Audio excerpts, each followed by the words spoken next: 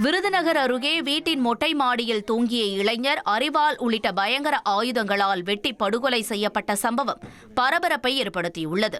விருதுநகர் மாவட்டம் திருச்சுழி அருகே சாமிநத்தம் கிராமத்தைச் சேர்ந்த ஐயாவு என்பவரின் மகன் ராஜா செல்வம். இவர் பட்டுக்கோட்டையில் லோட்மேனாக வேலை செய்து வந்துள்ளார். இந்நிலையில் ராஜா செல்வம் பழனி கோயிலுக்கு சென்றுவிட்டு சாமிநத்தம் கிராமத்தில் உள்ள தனது வீட்டில் தங்கியுள்ளார்.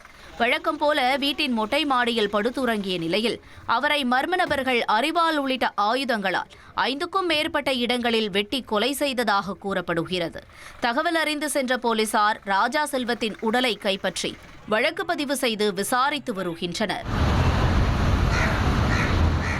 1,27,00,000 மனங்களை வென்ற தந்தி டிவி யூடியூப் சேனல். தவிர்க்க முடியாத தம்ப்நெயில்ஸ், கலக்கலான கான்டென்ட்ஸ். நீங்களும் இந்த குடும்பத்தில் இணைய இப்பவே சப்ஸ்கிரைப் பண்ணுங்க.